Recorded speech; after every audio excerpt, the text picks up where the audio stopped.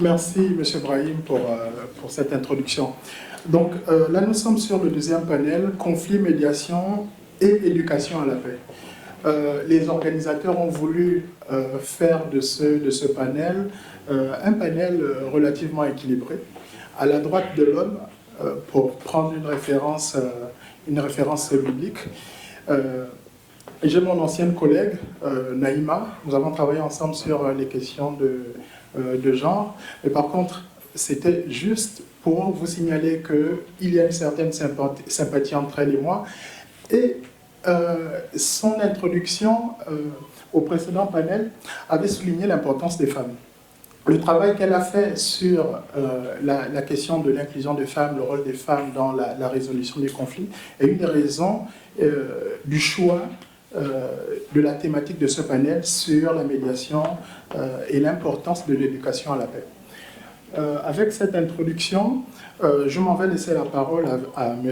Eshkouni Mohamed, professeur économiste, pour faire justement le lien entre culture, paix, vous mettez un / guerre, mais aussi développement économique.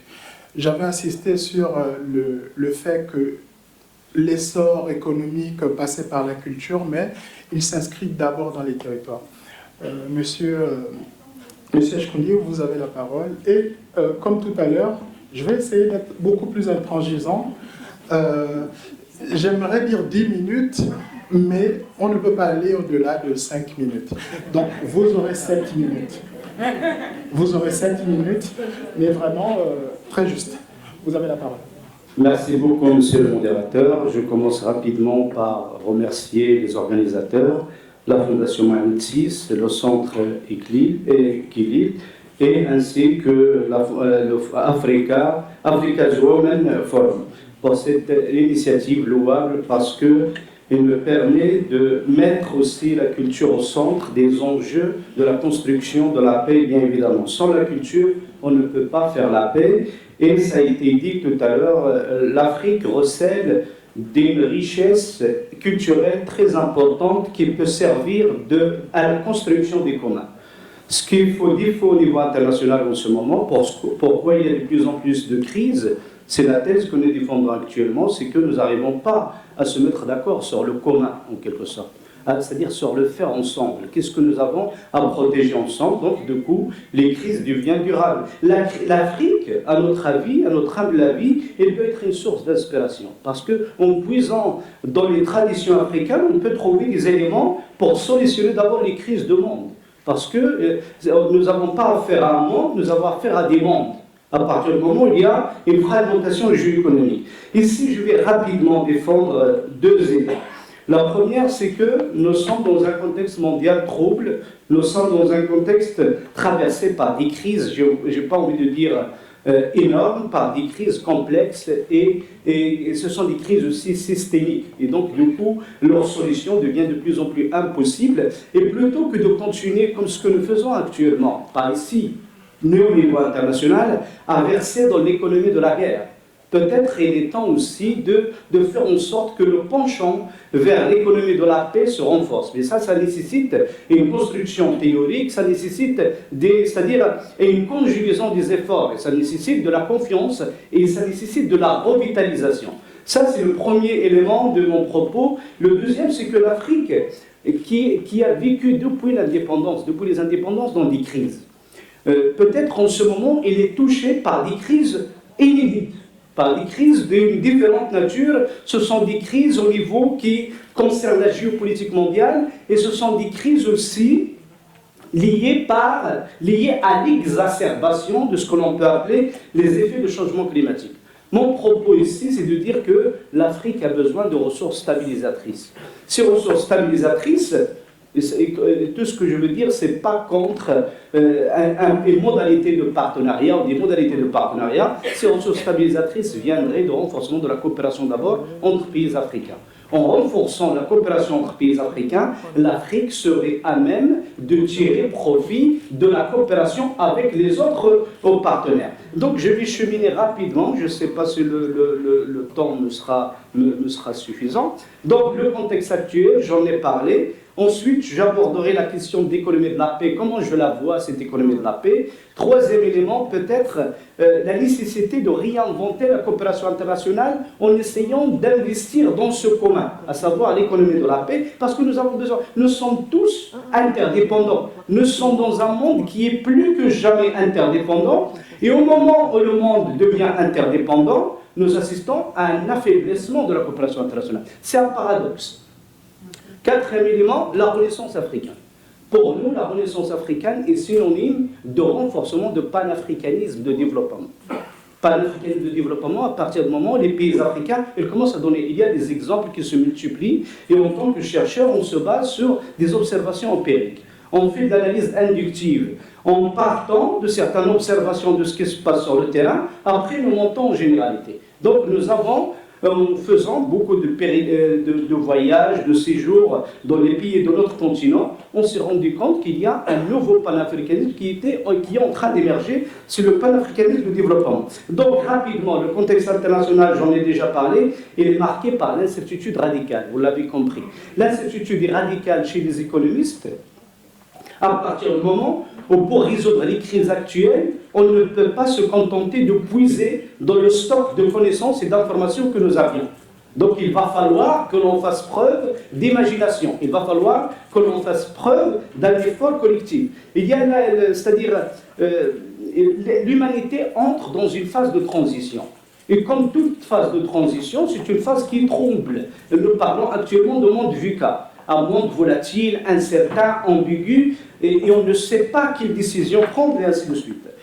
La coopération internationale s'affaiblit de plus en plus parce que les puissances ne partagent pas les mêmes normes, ne partagent pas les mêmes valeurs, et donc il y a une espèce de distanciation. Tout à l'heure, nous parlons de cette culture qui rapproche, et nous assistons, hélas, au niveau international, à des puissances qui s'éloignent en quelque sorte. Donc ils n'arrivent pas à se mettre d'accord. Et l'Afrique a devant elle une opportunité historique peut-être, grâce en épuisant dans son stock historique culturel, rapprocher ces deux mondes qui sont en train de se fragmenter. Et donc, en conséquence, c'est pour ça que nous avons l'impression qu'il y a de plus en plus de crises en Afrique. Il y a de plus en plus de crises en Afrique parce que cette coopération internationale, en s'affaiblissant, est en train de rejaillir négativement sur les pays africains. Nous avons vu par rapport à la manière dont la crise a géré le Covid-19, tout le monde s'attendait à ce qu'il y ait énormément de dégâts humains en Afrique. Il n'en était rien. Il y avait beaucoup plus de dégâts sociaux et de dégâts économiques. Et donc nous avons vu une pandémie qui a eu des répercussions importantes. Jusqu'à maintenant, les pays africains continuent à payer à leur tribut à la pandémie de Covid-19. Et nous avons vu pendant la pandémie de Covid-19, malgré quelques efforts timides, excusez-moi l'expression, de manifestation de la solidarité internationale, l'Afrique s'est retrouvée seule en quelque sorte. Il fallait faire preuve d'imagination, de solidarité nationale, de solidarité territoriale, mais l'Afrique s'est montrée résiliente. Parce que les crises que l'Afrique a absorbées, les chocs que l'Afrique a absorbés par le passé, elles l'ont rendue beaucoup plus résiliente en quelque sorte. Donc voilà le monde actuel, ce qui me permet de passer peut-être au deuxième élément, l'impact des crises sur l'Afrique. Donc nous avons constaté, quand on voit le cas du Soudan, quand on voit ce qui se passe au Sahel, quand on voit ce qui se passe en Afrique australe, le cas de Mozambique par rapport à l'insécurité au niveau du nord de Mozambique, quand on voit ce qui se passe au niveau de la Somalie et ce qui se passe dans d'autres pays par rapport à l'impact des changements climatiques, on voit que certaines crises, surtout les crises politiques, les pays africains jusqu'à maintenant n'ont pas encore développé, malgré les efforts consentis, et n'ont pas développé une culture d'anticipation et de gestion des risques. Donc là, surtout les risques politiques. Et la plupart des risques finissent par dégénérer. Et quand un risque dégénère, il donne une crise. Et le problème, le propre de la période actuelle et le malheur en même temps, c'est que les crises deviennent de plus en plus durables. Étant donné, il faut connecter tout cela avec l'affaiblissement de la coopération internationale. Si le monde était stable, si les puissances arrivaient à se mettre d'accord sur les normes, s'il y avait cette culture de Jma'a, comme disait le professeur tout à l'heure, c'est-à-dire comment on peut s'asseoir en tant que puissance et régler le problème d'une manière pacifique pour le bien-être du monde, pour le commun. on n'en serait pas là, c'est-à-dire les crises ne seraient pas durables. Parce que je ne dis pas que c'est l'extérieur qui renforce les crises en Afrique, mais c'est la dégradation de cette coopération internationale, la malgouvernance peut-être mondiale, renforce les crises en Afrique et les rend de plus en plus durables. Donc voilà, et en même temps, j'ai envie de dire, je viens de le dire, la coopération internationale devient vulnérable en quelque sorte. Donc il y a une interaction des vulnérabilités. La vulnérabilité n'est pas seulement... À un moment donné, la vulnérabilité était l'apanage des pays africains. On voit maintenant même ce qui se passe dans les pays développés, ils font face à des crises inédites. Les pays développés, par le passé, ils avaient une culture de management des situations de crise. Bien évidemment, nous avons appris énormément. Mais la nature des crises actuelles, leur grande ampleur, laisse les pays développés aussi diminuer. Nous avons vu ce qui s'est passé récemment en Californie, au niveau de Los Angeles, nous avons vu ce qui était passé en Espagne, en France, et on voit que nous sommes face, les pays développés, les pays africains, font face à une nouvelle génération de crise. Face à cette nouvelle génération de crise, il faudrait que nous réinventions nos modes de gouvernance. Il faudrait que nous renforcions l'investissement dans les communs, chose que nous ne faisons pas. Plus nous subissons des crises, plus nous assistons à l'isolement. Plus nous assistons à la montée en puissance du populisme, plus nous assistons à la montée en puissance de tout ce qui est voie, qui demande la démondialisation, alors que le monde ne peut pas se démondialiser. La mondialisation est une vue d'esprit en quelque sorte. La démondialisation plutôt. Alors que la mondialisation, ce sont des interactions. Un monde qui est devenu très interdépendant et le capitalisme de plateforme vient le rendre encore plus que jamais interdépendant. Et donc, d'où l'importance de réfléchir ensemble, l'importance je vais rapidement, de collaborer ensemble et de verser, c'est-à-dire de renforcer ce penchant vers une économie de la paix. Parce que ce à quoi nous assistons en ce moment, c'est l'économie de la guerre. L'économie de la guerre, c'est l'isolement. L'économie de la guerre, c'est le repli identitaire. L'économie de la guerre, c'est le populisme. L'économie de la guerre, c'est la fragmentation géoéconomique mondiale. L'économie de la guerre, ce sont les barrières tarifaires, c'est le retour du protectionnisme. L'économie de la guerre, c'est le fait que chaque pays se retrouve tout seul à parler de la sécurité économique, en quelque sorte, à parler de la sécurité alimentaire comme un impératif des politiques publiques. C'est ça l'économie de la guerre, en quelque sorte. Peut-être, il est important peut-être Gwenaël en dira un mot tout à l'heure, il est important de sensibiliser, d'éduquer à l'économie de la paix. Pourquoi l'économie de la paix? C'est vrai. Oui, c'est vrai, c'est une très bonne. Merci beaucoup. Merci à vous.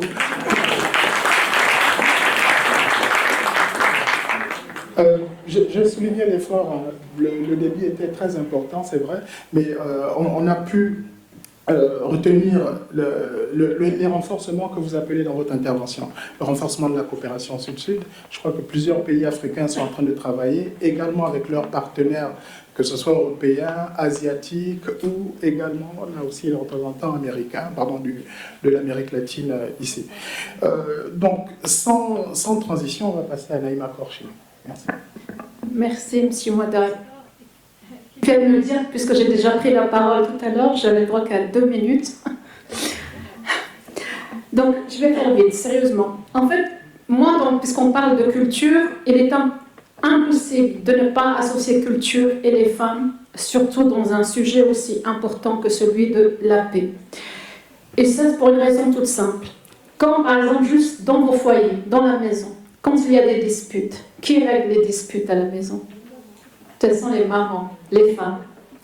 Donc, les femmes, elles ont inné. Je ne suis pas contre les hommes. Mon adjoint dans l'association, c'est un homme. Moi, pour les deux. Mais c'est pour montrer que chacun, Dieu nous a fait différents physiquement, il nous a donné aussi des capacités. Et comme le disait professeur Karen, on a quelque chose de personnel qui nous pousse à aller dans un domaine précis. Moi-même, c'est en travaillant avec les réfugiés, dans les camps de réfugiés, que j'ai découvert à la fois comment les femmes sont victimes des conflits, mais qu'elles sont aussi de très bonnes médiatrices. Et pour ne pas développer, parce que j'ai très peu de temps, je vais juste donner quelques exemples. Nous avons par exemple des crises où les hommes ne se parlaient pas, se faisaient la guerre. Et ce sont les femmes qui ont obligé les hommes à se parler. Et l'exemple qu'on connaît tous, par exemple, dans la guerre du Sierra Leone et du Libéria, où les hommes, les chefs d'État, ont refusé de se parler. Et les femmes des deux pays ont pratiquement enfermé les deux chefs d'État dans un espace et les ont forcés à dialoguer. Et ça, même un des chefs d'État dit juste qu'une femme est capable de faire ça. Elles ont vraiment imposé aux hommes de discuter. Donc ça, on voit vraiment des résultats concrets. Et pourquoi les femmes ont cette capacité à vouloir la paix plus que les hommes? Parce que les femmes sont les plus grandes victimes des conflits. Et elles sont parce que c'est la population la plus importante, mais aussi elles sont les plus touchées. Par exemple, j'ai travaillé dans plusieurs pays, au Soudan, j'ai fait des missions au Mali, et les femmes sont doublement touchées. Notamment, il y a des victimes, mais il y a aussi des violences physiques, les crimes sexuels. Et donc, les femmes, elles sont impactées des deux côtés. Donc, elles ont cette communion à vouloir la paix des deux côtés. Et quand on fait aussi les organes internationaux viennent pour faire la paix, les femmes sont les premiers relais avec lesquels elles travaillent, parce que la plupart d'entre elles n'ont pas participé au conflit. Donc, il est facile aussi pour les Nations Unies ou l'Union africaine ou les médiateurs de commencer par les femmes, parce que les femmes sont plus facilement acceptées, y compris par les parties belligérantes, parce qu'elles n'ont pas pris les armes. Et aussi à titre individuel, pas seulement dans les conflits, même en question de terrorisme, si vous voyez par exemple des femmes qui ont été victimes de terrorisme, elles ne sont pas dans la revanche. Je veux citer deux exemples que j'ai rencontrés personnellement. Il y avait une Tunisienne, Madame Khadija Afaoui, dont le fils avait été tué dans un acte de terrorisme. Et la franco-marocaine Latifa Ibn Ziaten, dont le fils aussi a été tué en France, victime de terrorisme. Et ces deux femmes-là, au lieu d'appeler pour la revanche, elles ont fondé des associations pour l'éducation à la paix auprès des jeunes. Et Madame Ziaten, par exemple, elle a été dans la petite commune à Toulouse où était su l'assassin de son fils. Et au lieu d'être allée avec un esprit de revanche et de vengeance, elle est partie pour comprendre pourquoi ce jeune a tué son fils, et elle fait de l'éducation, de la sensibilisation. Donc il y a vraiment cette capacité des femmes à aller au-delà de la loi de Talion œil pour œil, mais plutôt à la paix. Et c'est pour ça que maintenant beaucoup le monde a compris le rôle important des femmes dans la médiation, dans la consolidation de la paix, que nous avons ce que nous appelons les réseaux des femmes médiatrices. Moi j'appartiens au réseau africain, mais il y a le réseau arabe, il y a le réseau du Commonwealth, parce que nous avons vraiment maintenant la preuve que les femmes, quand elles sont associées, aussi bien dans les règlements des communautés, mais aussi au niveau des conflits importants, que quand les femmes sont associées, la paix dure plus longtemps, et je conclus, parce que je l'ai vu moi-même. Quand vous avez par exemple les armes se taisent et qu'on négocie les hommes, et ça je schématise un petit peu, ils veulent se partager le pouvoir.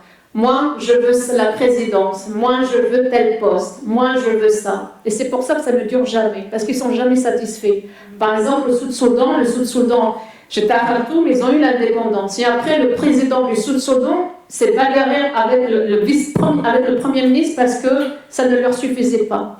Alors que les femmes, quand elles sont à la table, et je conclus vraiment, les accords de paix durent plus longtemps parce que les femmes mettent sur la table ce qui a causé la guerre, c'est-à-dire les discriminations, le non-respect des minorités, les violences faites sur les femmes, le non-partage égalitaire des ressources naturelles, etc., etc. Et c'est en s'attaquant aux racines, parce que la guerre finalement c'est un échec des droits, c'est en s'attaquant à ces racines, c'est les femmes, parce que les femmes sont au cœur des communautés, que quand les femmes sont associées, la paix dure plus longtemps. Et dans cet esprit de culture de paix, les femmes sont intéressantes parce que ce sont les femmes qui éduquent les garçons, les enfants. Et il y a des enfants éduqués à la paix, comme vous l'avez dit tout à l'heure, Hassan II avait ce rêve d'une jeunesse éduquée à la paix.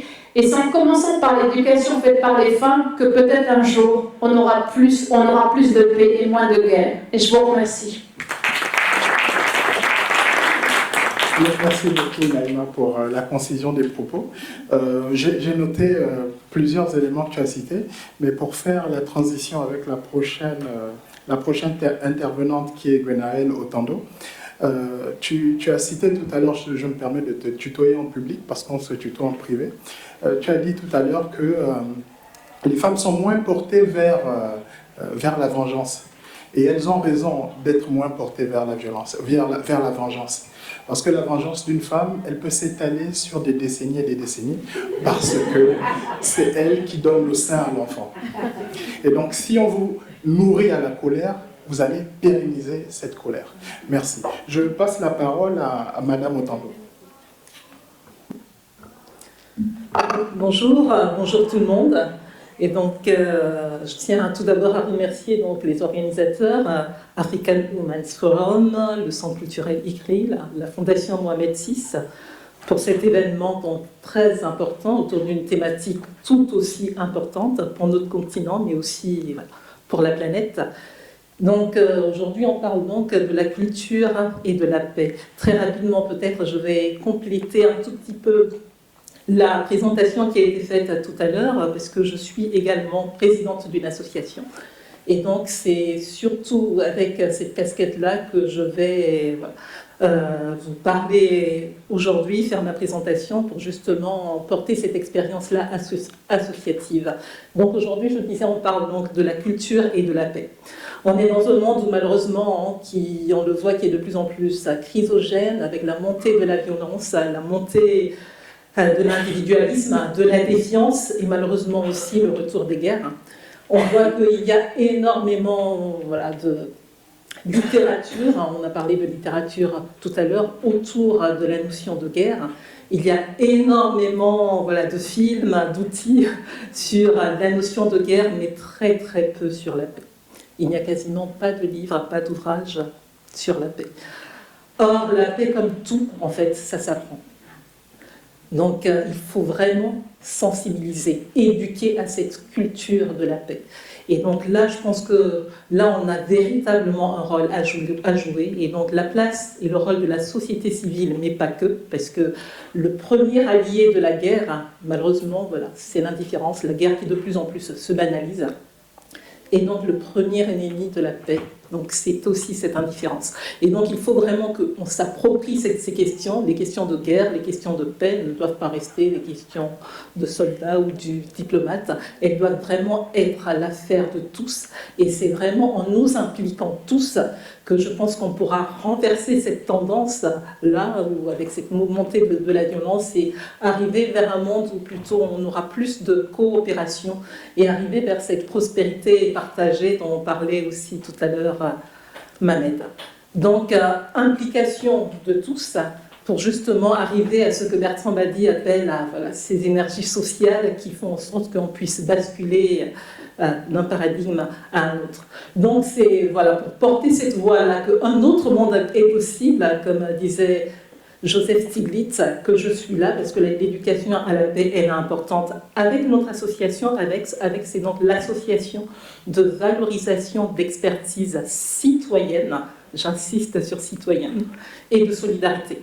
L'expertise citoyenne, qu'est-ce que c'est? L'expertise citoyenne, c'est l'expertise d'usage. On estime que si l'on doit parler de pauvreté, de handicap, de tous ces sujets, il faut aller interroger les personnes concernées et que ce sont elles qui ont les véritables solutions à leurs problèmes. Et donc, il y a une grosse dimension de démocratie participative autour donc, de l'association et avec justement un plaidoyer autour du vivre ensemble et notamment autour aussi de l'éducation à la citoyenneté monde. Bon, en France, on l'appelle plus précisément l'éducation à la citoyenneté et la solidarité internationale. Parce que comme je l'ai dit tout à l'heure, la paix, l'éducation à la paix, ça s'apprend. Et donc, on a donc développé des outils pédagogiques et ludiques pour justement voilà, sensibiliser à cette thématique. Bon, c'est dommage, j'ai ramené une petite présentation avec des photos qui illustrent un peu cela. Donc, pour cela, donc, vous l'avez dit tout à l'heure, il faut donc commencer dès le plus bas âge. Et donc, on a des outils adaptés aussi bien qui va de la maternelle jusqu'à au-delà, parce que c'est dès la base, c'est vraiment en inculquant ces valeurs que l'on peut justement changer la donne. Et donc, avec ces outils, on est vraiment autour des thématiques, des objectifs de développement durable. Donc, il y a souvent des thématiques que l'on traite, que ce soit autour de l'alimentation, sur l'accès à l'alimentation pour tous, que ce soit autour de la santé. L'association elle est née en pleine crise de Covid-19, donc au moment où justement on assistait à cette solidarité internationale qui était un peu mise à mal, avec justement la question de la question du vaccin. Et donc, on a commencé avec ce plaidoyer justement autour de la question de la santé comme bien public mondial. On a à cœur aussi, lors des événements que l'on met en place, d'avoir vraiment un public hétérogène. On associe aussi bien des chercheurs, on associe aussi bien la société civile, les professionnels, les jeunes, pour avoir vraiment une analyse la plus fine possible des questions que l'on traite. Donc récemment, on a travaillé aussi justement sur la thématique de la paix, sur les nouvelles voies de la paix, avec un ouvrage aussi qui sortira par la suite. Donc la paix, c'est vraiment l'affaire de tous, et la culture est un formidable outil, justement, on l'a dit, qui fédère et qui permet justement aussi d'illustrer, parce que lorsqu'on parlait des jeunes, des enfants à très bas âge, donc ils ne vont pas rédiger de grands textes, mais à travers le dessin, à travers des tableaux, à travers le modelage, la pâte à modeler, ils arrivent à décrire avec leurs mots et avec leur perception, leur ressenti, voilà, ce qu'ils estiment pour eux être la paix, le vivre ensemble. Et d'ailleurs, on a aussi une exposition assez belle de justement le regard porté par les enfants sur la thématique de la paix. Donc l'éducation à la paix, elle est importante, et en faire l'affaire de tous, et c'est très important. Donc au sein de la structure aussi, on est entouré d'artistes formidables qui viennent d'horizons différents. Nous avons des artistes d'origine syrienne, d'origine afghane, d'origine africaine, d'origine française. Donc, et cette richesse justement permet au public que l'on associe à nos événements de voir aussi la diversité des parcours, et aussi de casser aussi un peu certains stéréotypes. Lorsque notre designer graphiste, qui est une très grande artiste et qui est d'origine syrienne, montre ses réalisations, ça casse un peu la perception que l'on a de la syrienne, que l'on voit un peu avec d'autres perceptions. Lorsqu'on voit notre artiste africaine qui vient et qui réalise des œuvres formidables, donc ça permet aussi de casser toutes ces perceptions. Et surtout, j'ai été très émue aussi par la présentation de Madame Smith tout à l'heure, rien de tel que le dialogue. C'est pourquoi justement on a à cœur d'avoir ces espaces de dialogue où on inclut aussi bien les jeunes, les aînés, les personnes porteuses de handicap, des personnes venant d'horizons différents, parce que comme le disait Hannah Arendt, il n'y a pas pire solitude que celui qui est entouré de personnes qui pensent comme lui. Et donc c'est vraiment cette diversité justement des opinions qui permet aussi par la suite de casser ces perceptions, de casser ces stéréotypes, et d'arriver justement à la connaissance de l'autre, et d'arriver vers une société qui soit une société prospère. Merci beaucoup, Madame Miranda. Merci. En fait, ces deux dernières interventions, pas deux dernières, la dernière arrive, ces dernières interventions soulignent deux éléments. L'éducation des femmes, dont a parlé Madame Korchi, Naïma, et l'éducation des enfants à la paix. Parce que si on veut construire une société ouverte, paisible, prospère, on a parlé tout à l'heure des crises qui sont durables, mais il serait essentiel aussi de construire des éléments de paix beaucoup plus durables que les crises qui les accompagnent. Maintenant, on va passer à notre dernière intervenante, Madame Maria Alcalay. Vous avez la parole et vous avez 10 minutes. Waouh, vous êtes gentil avec moi. C'est le privilège du modérateur. Je n'ai pas parlé avant. Il reste 9 minutes. Oui, ok. Bon, enchantée d'être ici avec vous. J'aimerais d'abord vous saluer tous dans cette table et dans la dernière table, des très intéressantes interventions. J'aimerais remercier le Centre culturel Ikhlil, Women's Forum et la Fondation Mohamed VI pour cette invitation. Alors, ma parole, quand j'ai vu les autres panélistes en chantant, en faisant des exercices et parlant des expériences personnelles, je viens aujourd'hui présenter en fait la recommandation pour l'éducation à la paix qui a été refaite en 2024. Alors c'est un peu plus aride que ce que vous avez entendu avant.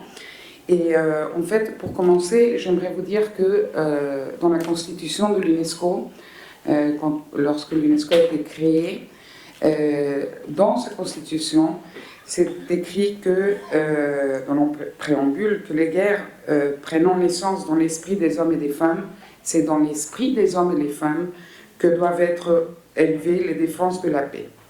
C'est-à-dire que pour construire la paix, on doit travailler à travers de l'éducation. Quand je dis l'éducation, c'est de l'éducation formelle et non formelle. C'est l'éducation tout au long de la vie. Donc, c'est-à-dire depuis notre naissance jusqu'à notre vieillesse. C'est l'apprentissage qu'on a tout au long de notre vie, dans différentes étapes qui vont nous donner des instruments pour la paix, pour le développement durable, pour le respect de la diversité et du climat. C'était très intéressante votre intervention. Lorsque vous parlez de la mondialisation, n'est-ce pas, on est dans un monde qui est de plus en plus globalisé, de plus en plus interdépendant, mais on est dans une société qui devient de plus en plus individualiste et de plus en plus égoïste. Et ça, l'isolement social, l'égoïsme, le manque d'empathie, la destruction de notre environnement et biodiversité, l'accroissement des inégalités, les idéologies fondées sur la haine et l'érosion des libertés fondamentales créent des conflits aujourd'hui. Et pour détruire ces conflits, il faut qu'on reparte dans les bases de la solidarité, de la compréhension, de l'empathie et de tout. Je ne vais pas amener plus de mots à tout ce qui a été déjà dit avant moi. Donc, comment construire à travers les femmes, oui, mais à travers les hommes aussi, à travers les enfants, à travers nos professeurs, à travers nos décideurs de politique. Cet exercice est un exercice de tous. Et nous devons avoir cette économie de la paix, comme vous l'avez dit, ou plutôt que l'économie, ce travail pour la paix globalement et ensemble en tant qu'être humain. Moi, je ne suis pas francophone non plus, mais alors je m'excuse si je défaute.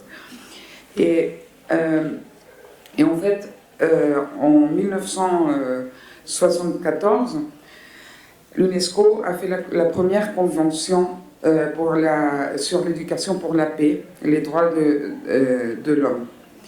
Et bien sûr, depuis 1974, on a eu 50 ans d'écart et d'expérience et d'un monde qui s'est transformé profondément. Et en respectant le sommet sur la transformation de l'éducation en 2022 et les futurs de l'éducation en 2021, et avec aussi respectant les objectifs de développement durable, dans un effort assez grand, l'UNESCO a, recyclé cette convention en 2023. Et le vrai nom de la convention maintenant, il est énorme. On dit toujours que c'est la recommandation de 2023, parce que le vrai nom, c'est la recommandation de l'éducation pour la paix et les droits de l'homme, la compréhension internationale, la coopération, les libertés fondamentales, la citoyenneté mondiale et le développement durable. C'est grand. Pour le même, moi, je ne le connais pas par cœur. Et en fait, cette convention, en fait, c'est une feuille de route. Je vous invite à la lire, c'est très intéressant, parce que c'est une feuille de route pour guider les sociétés vers un avenir plus juste, plus sain et plus pacifique pour tous. Les fondements juridiques, il est fondé sur le cible 4.7 de l'objectif de développement durable 4, c'est celui de l'éducation, et le 4.7, il parle de tous ces thèmes que j'ai mentionnés tout à l'heure, alors les droits de l'homme, la culture de paix, la question de genre, la question de développement durable, etc. Et pourquoi cette recommandation est unique? Pourquoi elle est aussi intéressante? Parce qu'elle amène plusieurs aspects. Alors, elle donne des orientations concrètes sur comment l'éducation peut favoriser la paix. Il parle de l'éducation tout au long de la vie. Donc, il parle de l'éducation depuis le préscolaire, le scolaire, le collège, formation technique professionnelle, etc. Et tous les aspects des systèmes éducatifs. Donc, il pense aux programmes, aux formations des enseignants, au matériel pédagogique, aux politiques éducationnelles, etc.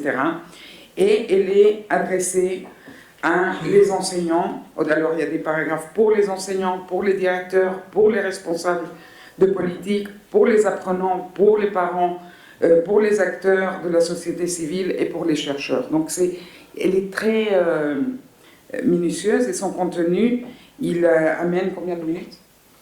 C'est passé. D'accord. Le contenu, il amène des définitions.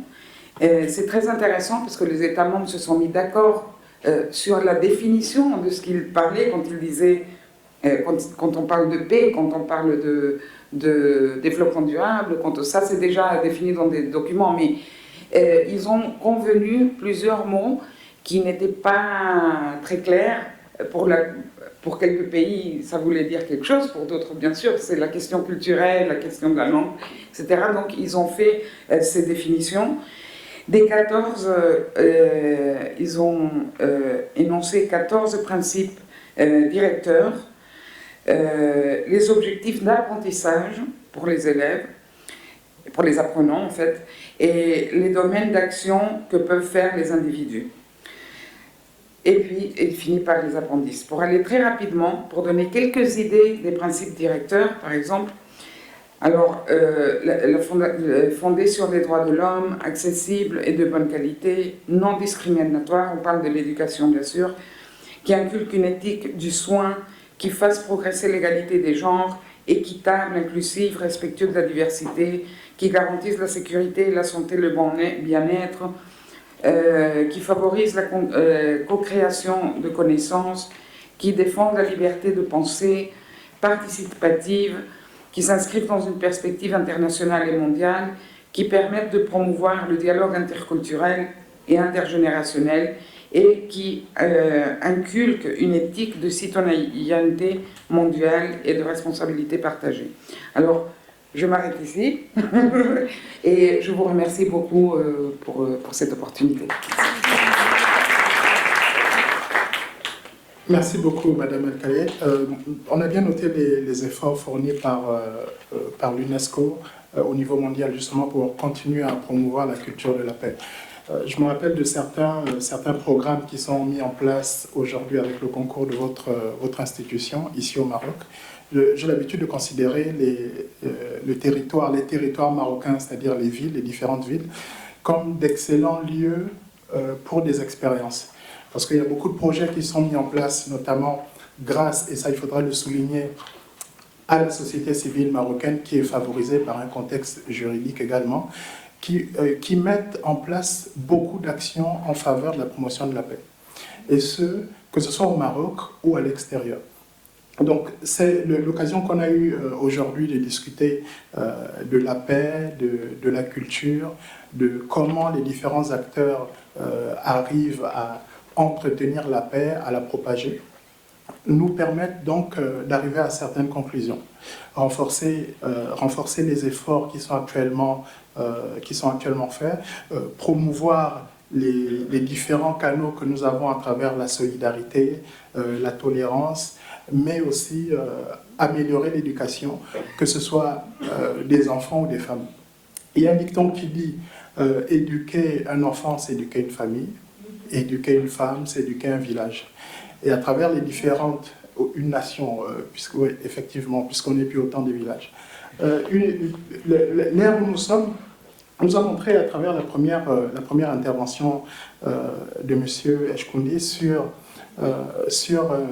l'imminence et la durabilité des crises, qui peuvent être résolues donc par l'éducation des différents acteurs et leur mobilisation également, les mobilisations internationales qui se traduisent au niveau national, au niveau régional, au niveau local. Ce dernier panel était un panel intéressant sur les conflits. Je m'excuse d'être un dictateur au niveau du temps parce qu'on a épuisé beaucoup de temps pour l'explication de certains concepts clés. Maintenant, on va ouvrir le dialogue, mais ce ne sera pas un très long dialogue encore. J'utilise encore mes privilèges de modérateur. On prendra, disons, 3 questions par catégorie. Les invités d'honneur, Madagascar, les étudiants et les autres invités. Vous êtes donc appelés à formuler vos questions. J'espère que les premiers panélistes sont encore dans la salle, au cas où il reste des embryons de questions ou bien des flous conceptuels sur certains éléments qui ont été dits ici. Mais sinon, vous avez les derniers panélistes qui pourront compléter leur temps de parole. Je pense notamment à M. Escondi, que j'ai pressé volontairement. Et voilà, vous avez la parole. 3 questions. Oui. Si vous pouvez vous présenter et après poser votre question très courte. Moins de 2 minutes. 2 minutes. 2 minutes. J'en ai l'habitude, c'est pas grave. Bonsoir, c'est Abou Abdelkader, professeur de l'enseignement supérieur retraité. Et je commence par une remarque. Puisque la culture présuppose, je suis anglophone, excusez des fautes en français. Puisque la culture, le concept culture présuppose l'autre, l'altérité, etc., est-ce que vous ne pensez pas qu'il y a crise parce que ce voyage est unidimensionnel, c'est-à-dire a single travel, not a return travel, si je suis bien clair. Ça, c'est une remarque. Pour 2, pourquoi la question de culture aujourd'hui? Pour repenser le monde. Pas la paix uniquement en Afrique, mais la paix au monde. Eh bien, parce qu'il y a crise de la culture. Ici, j'ai la référence en tête de Hannah Arendt. La question culturelle s'inscrit dans un cadre de méthodologie d'approche des problématiques contemporaines.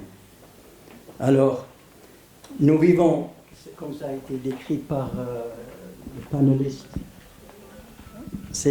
il a décrit un peu ce monde qui est un monde d'incertitude, d'après quelques-uns, Edgar Morin par exemple, ou Mustafa Mouhsin, un monde envahi par l'obsolescence de l'homme, et un monde de médiocrité, un monde de liquid modernity.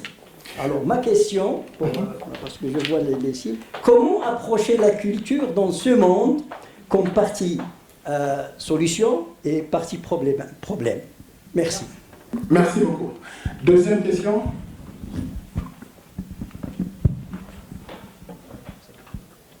Merci, Madame Mouni Elbaz, dans le business. J'ai une question très importante.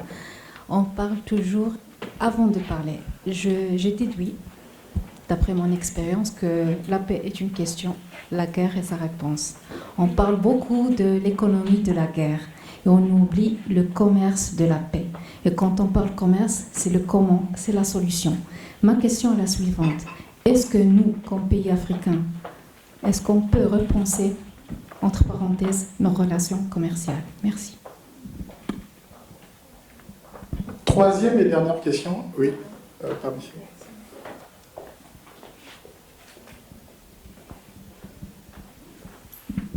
Oui, bonjour. C'est Maître Rachida Aït-Himmi. Je suis avocate au barreau de Rabat. Je remercie les organisateurs de cette journée. Ma question est directe. Bon, la question de la paix, est-ce qu'elle concerne que les pays qui sont en guerre ou bien aussi les pays, tous les pays? Pourquoi je pose ma question? Parce que les intervenants, la plupart ont dit que l'éducation est très importante pour la paix, parce qu'on ne trouve pas le mot paix ou bien le programme paix dans notre éducation. Et merci. Merci pour la concision des questions. Maintenant, je vais inviter les intervenants à répondre chacun à un bout de la question qu'il a pu attraper. Moi, je vais exercer mon droit de modération et donc ne pas répondre à la question, mais plutôt faire attention à ce que le temps ne s'écoule pas longtemps aux mains de nos intervenants. On va commencer par monsieur Eshkondi, s'il vous plaît. Merci, monsieur le modérateur. Je ne prétends pas répondre à toutes les questions. Je vais en prendre d'une façon ramassée, une ou deux. De prime abord, j'ai envie juste de dire que même dans notre mindset, excusez-moi l'expression, quand on parle de management des organisations, on a un discours guerrier. Il faut être féroce, il faut être compétitif, il faut être combatif, il faut avoir de la niaque, il faut avoir de la pitié, ainsi de suite. Mais on n'utilise pas un vocabulaire qui est beaucoup plus paisible, apaisé, ainsi de suite. Donc, par l'économie de la paix est une invitation à une invention aussi conceptuelle, en quelque sorte. Il faut qu'on travaille sur les concepts, parce que les concepts ils sont chargés de sens, en quelque sorte. C'est-à-dire, si on veut aller dans le sens de la paix, il ne faut pas exacerber la guerre. La guerre, d'abord, en ce moment, nous avons tendance à parler de la militarisation du commerce international. C'est gravissime, en quelque sorte. C'est-à-dire, les pays, ils ont de plus en plus recours à des voies non conventionnelles pour promouvoir les échanges commerciaux entre eux dans le cadre d'un monde marqué par la fragmentation géoéconomique, en quelque sorte. Juste un peu pour aller rapidement vers les spécificités culturelles. Je ne suis pas un spécialiste, mais je sais qu'auparavant, il y avait un seul modèle. Et maintenant, nous nous rendons tous compte que c'est la fin du modèle unique en matière d'inspiration culturelle, en matière de réflexion, en matière de développement, et la porte est grande ouverte à la diversité en quelque sorte. La diversité, c'est-à-dire c'est l'ouverture d'une nouvelle phase historique d'essais-erreurs. C'est-à-dire même le rapport des pays africains avec le monde change de tout au tout. Maintenant, les puissances, quand elles se présentent en Afrique, elles ne viennent pas imposer un quelque modèle. Elles viennent dire on va entrer en interaction avec le modèle que vous avez. C'est-à-dire les pays africains sont censés avoir une stratégie de développement, un modèle de développement auquel les autres puissances ils vont essayer d'apporter, c'est-à-dire d'apporter leur contribution en fonction de leur expérience développementiste ou sectorielle. C'est-à-dire, voilà, c'est la fin de modèles uniques en matière de développement, et ça c'est important. Et donc, c'est comme le dit Edgar Morin, dans le péril, croit ce qui sauve. Nous sommes dans un contexte chrysogène, mais en même temps, la porte est grande ouverte. C'est un contexte plein d'opportunités. Donc, pourvu que les pays africains, grâce à ce que j'appelle la coopération afro-africaine, l'économie de mutualisation que les pays africains peuvent mettre entre eux pour un peu revoir les modalités de commerce, le commerce entre les pays africains ne doit pas être un commerce conventionnel. Il faut que les pays africains fassent un commerce développementiste, transformationnel, qui les aide à transformer leurs ressources et ainsi de suite grâce aux complémentarités. Merci. On a mis en place des complémentarités, la valorisation. Merci beaucoup. Bon, je vais passer la parole à Madame Al-Khalé. Je vais être très rapide. Alors, je voudrais adresser votre question sur l'éducation pour la paix. Et en fait, l'éducation pour la paix, c'est pour tout le monde. C'est pas dans les pays qui sont en guerre seulement, bien sûr. Parce que l'éducation pour la paix, un peu comme le disait Monsieur Mohamed, c'est une construction de mindset. C'est-à-dire, on doit être prêt à savoir, on doit apprendre sur cette culture de paix. On doit être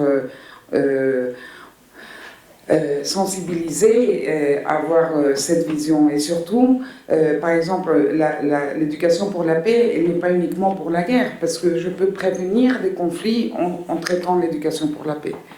Je peux avoir une vision de prévention de conflits avant même que les conflits arrivent. C'est-à-dire, je préviens que cette guerre vienne. Et si la guerre vient, je peux travailler avec la paix pour reconstruire la paix, la confiance, etc. Et la reconstruction de la paix dans un pays.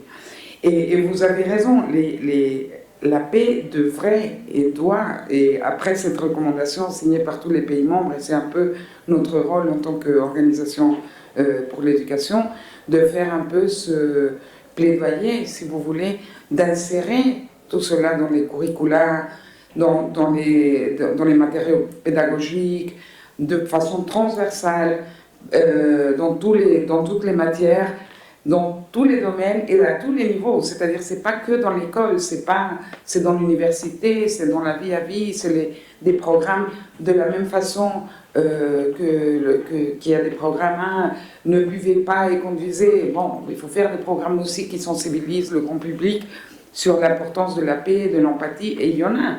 Par exemple, avant d'être ici, j'étais au Brésil, et il y avait une campagne très intéressante pour le trafic, même pour les voitures. Comment on dit trafic? Pour le trafic, qui disait gentillesse gère gentillesse. Et les gens les mettaient derrière des voitures. Et vous ne savez pas comment ça a diminué, avec toute la campagne qu'il y avait pour ça, ça a diminué les klaxons, ça a diminué l'un insultant l'autre, ça a diminué. Parce qu'il y avait une agression, même des cas où ils étaient furieux, ils prenaient une arme, ils tuaient, mais juste pour une bêtise. Donc la violence, elle peut venir à plusieurs niveaux. La paix, elle n'est pas forcément que dans un pays de guerre. On a des violences quotidiennes contre les femmes, contre les enfants, entre nous, dans le transit, dans le trafic, dans l'interaction entre les personnes. Et je termine tout de suite. Alors oui, c'est important de le mettre dans les curricula, dans les matériaux pédagogiques, d'avoir des formations, des formateurs pour savoir comment aborder ces questions, de faire des campagnes nationales à ce niveau. Donc, il faut attaquer les foyers là où il y a la violence, par des politiques publiques, par des campagnes, comme je disais, cet exemple au Brésil, mais aussi il faut apprendre à prévenir, à voir quand ça arrive pour ne pas... Bon, voilà. Merci. Naïma Korché. Un mot. La question de Maître Aimé et Nami Rachida, en fait, souligne justement que pendant longtemps, notamment en Afrique du Nord, on ne s'intéressait pas aux questions de médiation, de prévention des conflits, parce qu'on faisait le lien, la paix, c'est l'absence de guerre. Donc nous, on n'a pas de guerre, donc pourquoi on doit s'intéresser à la paix? Et c'est pour moi-même, quand j'ai commencé dans ce domaine-là, on était très très peu dans toute l'Afrique du Nord. Et quand j'ai commencé même au Maroc à faire du plaidoyer il y a 10 ans sur l'agenda fin paix sécurité, les gens ne comprenaient pas. Pourquoi vous voulez parler de guerre et de prévention des conflits? On est en paix au Maroc. Mais la paix, ce n'est pas l'absence de guerre. Et donc c'est ça déjà le plaidoyer qu'on fait, c'est pas l'absence de conflit armé, c'est en fait tout ce qui est dans la société qui peut fragiliser, c'est intercommunautaire, c'est même au sein des familles, c'est l'instabilité économique, sociale. Et donc pendant longtemps, dans votre question relève, parce que vous la posez en tant que marocaine, c'est pour ça qu'on a tellement de retard dans certains pays en disant ça concerne que les pays en guerre. Mais je le répète, la paix n'est pas l'absence de guerre. Merci. Madame Etso est venue. Bon, je vais essayer d'aller très vite. Donc, pour répondre à la première question sur le fait qu'il y ait crise aujourd'hui, parce qu'il y a peut-être ce voyage unidimensionnel, et peut-être que ça pourra répondre aussi à d'autres questions, il faut dire qu'il y a aussi un peu deux visions de la paix. Il y a la vision occidentale qui est une vision un peu négative de la paix.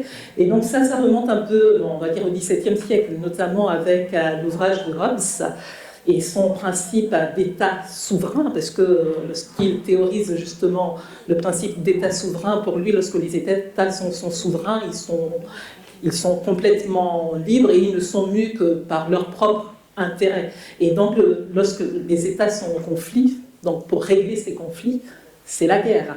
Et donc on a cette vision un peu occidentale de la paix comme justement l'absence de guerre ou l'entre-deux-guerres. On a l'autre vision africaine qui ici, la paix, ce n'est pas l'absence de guerre. La paix, par exemple, en Afrique subsaharienne, on a le principe de Ubuntu. Je ne sais pas, il y en a ici qui sûrement connaissent ça. Le principe de Ubuntu, je suis par ce que nous sommes. Donc, on a parlé tout à l'heure justement aussi de la résolution des conflits en Afrique avec l'arbre à palabres, le baobab, où on préconise vraiment voilà, le principe de coopération et non pas de conflit. Donc ici, la paix en Afrique subsaharienne, la paix elle a une dimension, voilà, c'est la santé sociale. Dans la culture arabe, la paix, salam, c'est justement le fait d'être sain, d'être préservé. Donc on voit qu'on a une autre dimension, une autre vision de la paix. Et donc ici, voilà, c'est cette vision-là qu'il faut défendre. Et aussi, par rapport à l'éducation, à la culture de la paix, on voit que dans cette vision justement de la paix comme étant la santé sociale, la paix comme étant voilà, l'affaire de tous, on voit que donc il est vraiment important donc d'investir dans l'éducation à la culture de la paix, l'éducation à la citoyenneté monde, par exemple, que l'on met en place dans le cadre de notre association. Ici, il s'agit vraiment de conscientiser, essayer un peu de conscientiser nos jeunes, et pas que, aux enjeux globaux, pour les inciter justement à être des acteurs de changement au niveau de leur territoire. Et donc voilà, tous ces outils sont vraiment importants, et je préconise aussi le livre de Bertrand Bally, qui est l'un des seuls livres sur le sujet, sur l'art de la paix, où il montre justement les différents bouleversements qu'il y a eu depuis la décolonisation, juste 30 secondes, où il montre que, voilà, première rupture avec la décolonisation, où on voit que les puissances, au final, montrent leur impuissance, et que depuis cette période, les puissances, voilà, partout où il y a eu des guerres, les puissances n'ont gagné aucune guerre. Donc déjà, première bascule, on montre justement l'impuissance des puissances. Deuxième bascule justement avec la guerre froide, la fin de la guerre froide, donc la fin de la dépolarisation, où nous ne sommes plus dans cet équilibre justement de puissance, qui est un équilibre très fragile justement en matière de paix. Et troisième rupture justement avec la mondialisation, on montre que nous sommes tous dans le même bateau, et le principe d'inclusion a donné aussi une autre image de la paix. Il y a Boutros Ghali et Kofi Annan qui disaient que justement l'absence de paix, c'est le fait de pouvoir justement avoir une sécurité non pas seulement physique, mais aussi alimentaire, une sécurité aussi. Donc on voit justement comment on arrive à une autre dimension de la paix, et que la paix, c'est justement cette affaire et cette implication de chacun et chacun. Merci beaucoup. Merci. Je suis désolé, j'ai eu le rôle du méchant, mais c'était vraiment pour essayer de nous... Parce qu'en ce moment, je suis le seul obstacle à la pause café, qui nous dira au revoir. Donc, pour vous permettre d'aller à la pause café, je vais finir par deux choses. La première, partir sur ce qui a été dit sur les femmes, en rappelant une chose. Derrière un grand homme se trouve une femme, n'est-ce pas? Mais par contre, il paraît que la nuit porte conseil. Et j'ai appris au Mali que ce n'est pas la nuit qui porte conseil. C'est la femme qui est derrière le grand homme qui porte conseil à cet homme. Mais l'homme a masqué ça et il a dit, il est sorti le matin en disant « La nuit porte conseil ». C'est un enseignement du Mali.